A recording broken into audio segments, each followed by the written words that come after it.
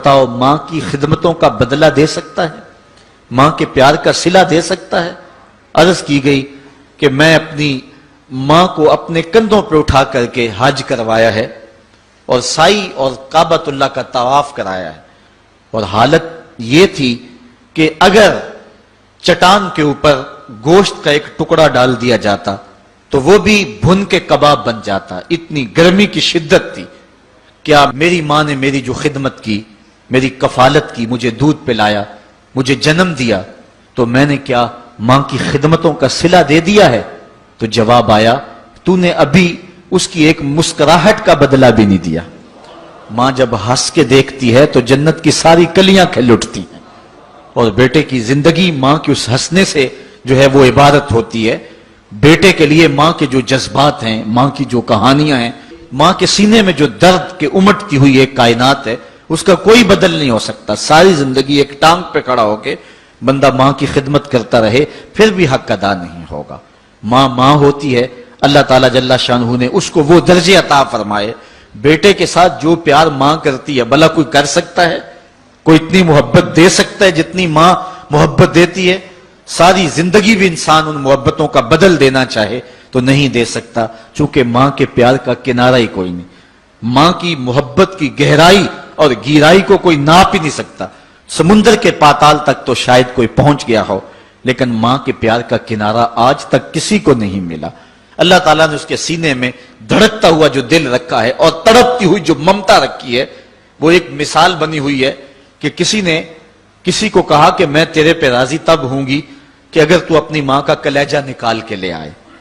تو اس بدبخت نے اپنی اس محبوبہ کی خواہش کو پورا کرنے کے لیے اس اقدام کی تیاری بھی کر لی، اور جا کے ماں کا سینہ چیرا اور اس کا کلیجہ نکالا، اور اپنی اس محبوبہ کی خوشنودی کے لیے تیز تیز آ رہا ہے کہ میں اس کو دکھاؤں کہ میں نے یہ کارنامہ بھی سر انجام دے دیا اور یہ چوٹی بھی سر کر لی ہے۔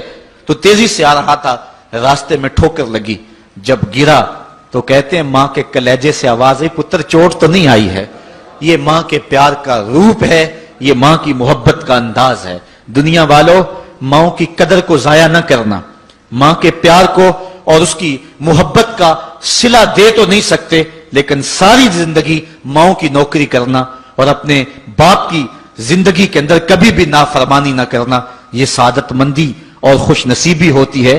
حضور نے منبر کی 3 سیڑھیوں پہ قدم رکھتے ہوئے آمین آمین کہا تھا، تو بعد میں پوچھا گیا حضور آپ نے ہر سیڑھی پہ قدم رکھتے ہوئے آمین کہا، تو یہ کیا ماجرا تھا؟ فرمایا جبریل آئے تھے، انہوں نے مجھے کہا تھا اس شخص کی ناک خاک آلود ہو جو ماہ سیام رمضان المبارک کو پائے اور پھر کثرت عبادت سے اپنی بخشش نہ کروا سکے، تو میں نے آمین کہا۔ پھر کہا اس شخص کی ناک خاک آلود ہو جو والدین کو بڑھاپے میں پائے اور جنتی نہ ہو سکے ان کی خدمت کر کے، تو میں نے آمین کہا۔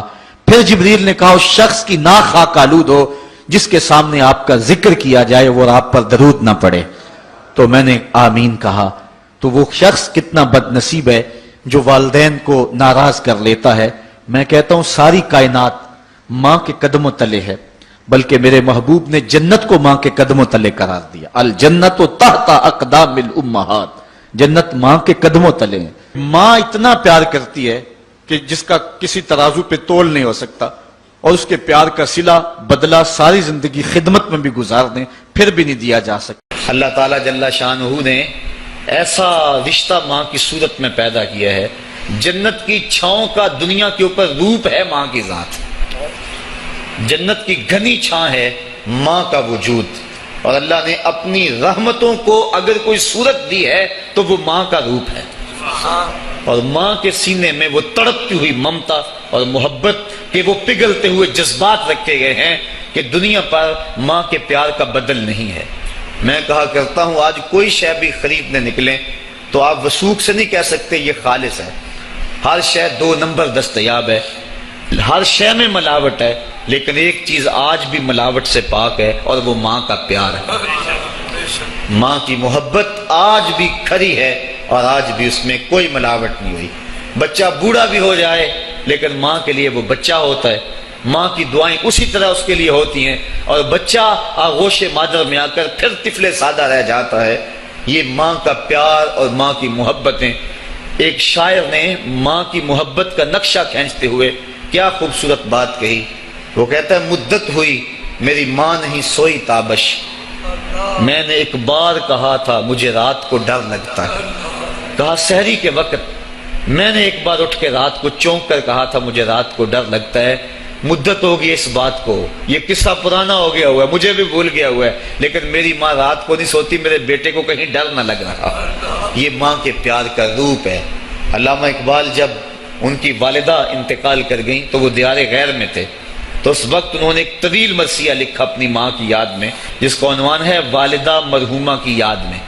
اس کے اندر لکھتے ہیں اب وطن میں ہوگا کس کو میرا انتظار، وطن میں ہوگا اب کس کو میرا انتظار، کون میرا خط نہ آنے سے رہے گا بے قرار. آرزو لے کر تیری خاک مرکد پہ آؤں گا، اب دعائے نیم شب میں کس کو میں یاد آؤں گا. کون پچھلے پہر اٹھ کے دعا کرے گا. ہر ایک سے کہنا پڑتا نا جناب دعا کرنا، مولوی صاحب سے بھی عرض کرنا پڑتا حضور دعا میں یاد رکھنا، پیر صاحب سے گزارش کرنا پڑتی ہے جناب مجھے دودھ راتوں میں اور چاندنی راتوں میں مجھے یاد رکھنا. حاجی کو معتمر کو کہنا پڑتا جناب دیار حرم میں جا رہے ہو اور دیار حبیب میں جا رہے ہو، وہاں مجھے دعاؤں میں یاد رکھنا، سین حرم میں بھی اور جالی کے سامنے بھی. ہر ایک کو کہنا پڑتا ہے کہ مجھے دعاؤں میں یاد رکھنا. کبھی ماں کو بھی کہنا پڑا کہ امی دعاؤں میں یاد رکھنا. ماں کے ہاتھ ویسے اٹھے رہتے ہیں، اور جب ماں کے ہاتھ اٹھ جائیں اجابت کے سارے دروازے کھل جاتے ہیں. میں نے پڑھا کتب حدیث میں جو دعائیں رد نہیں ہوتی ان میں سے ایک ماں کی دعا ہے. جب ماں ہاتھ اٹھا دے تو جنت کے سارے دروازے کھل جاتے ہیں. اور یہ لازمی نہیں ہے کہ ماں رابعہ بصریہ ہو تو پھر ہی اس کی دعا قبول ہوتی ہے. اپلے تھاپتی ہوئی ماں اور لیپا پوتی کرتی ہوئی ماں جو ہے وہ مٹی سے بھرے ہوئے ہاتھ اٹھا دے تو اللہ ان ہاتھوں کو بھی خالی نہیں موڑتا. ماں جب بولتی ہے تو اس کے لہجے میں جبریل بولتا ہے. ماں جب مسکراتی ہے لگتا ہے جنت کی ساری کلیاں کھل اٹھی ہیں. ماں کے چہرے کی رونق اور ماں کے چہرے کی جو ہے وہ خوشی بیٹے کے دل کو حقیقی قرار اور حقیقی تسکین دیتی ہے. جو ٹھنڈ ماں کے ساتھ نصیب ہوتی ہے وہ کائنات میں کسی اور جگہ پہ نہیں ہے. جو گھنا سایہ ماں کے دامن میں ہے وہ کسی اور جگہ میسر نہیں ہو سکتا ہے. وہ کیا کہا تھا کسی نے کہ 5 اسٹار ہوٹلوں میں کھانا کھانے میں وہ لذت کہاں جو چولہے پر بیٹھ کے ماں کے ہاتھوں سے پکی ہوئی چپاتیاں کھانے میں آتا ہے. عالی جناب حضرت صاحب کیا کیا اسٹیٹ سیکرٹری نام لیتے ہیں، لیکن وہ لطف کہاں جو ماں اوئے ببلو اوئے پپو اور اوئے مٹھو کہہ کے پکارتی ہے. جو مٹھاس ان لفظوں کے اندر ہے وہ بڑے اور بھاری اور بھرکم الفاظ اور خطابات کے اندر کہاں ہے. اونچی کرسی پہ بیٹھنے کا وہ لطف نہیں ہے جو ماں کے قدموں میں بیٹھنے کا ہے. اللہ نے ماں کے روپ کے اندر ایک محبت اور ایک الفتوں کا ایک ایسا دریا دیا ہے کہ جس کے اندر انسان جب جاتا ہے تو اس کے دکھوں کے سارے میل دھل جاتے ہیں اور وہ بالکل آسودہ ہو جاتا ہے. یہ ماں کا روپ ہے، یہ ماں کا پیار ہے. تو ماں کا بچھڑ جانا، اس دنیا سے چلے جانا، یہ ایسے ہی ہوتا ہے جس طرح کوئی بندہ گھنے سائے میں کھڑا ہو تو اچانک اس کو دھوپ میں کھڑا کر دیا جائے، پھر اسے پتا چلتا ہے کہ کتنا گھنا سایہ تھا. جس طرح درخت ساری دھوپ اپنے اوپر سہتا ہے اور جو اپنے نیچے کھڑا ہو اس کو ٹھنڈک دیتا ہے، اسی طرح ماں باپ سارے دکھ اپنے اوپر سہتے ہیں لیکن اپنی اولاد کو ٹھنڈک پہنچاتے ہیں. ماں باپ کے اس دنیا سے چلے جانے کے بعد پتا چلتا ہے کہ میں کتنی گھنی چھاؤں سے کس کڑاکے دار دھوپ میں آ گیا ہوں اور میری زندگی کے اندر کتنے دکھوں کا زہر گل رہا ہے. جو زہر پہلے ماں ہمارے قریب نہیں آنے دیتی تھی، جو باپ ہمارے قریب نہیں آنے دیتا تھا، وہ اپنی باہوں میں اور اپنے سینے میں ان غموں اور دکھوں کو سمیٹ لیا کرتے تھے.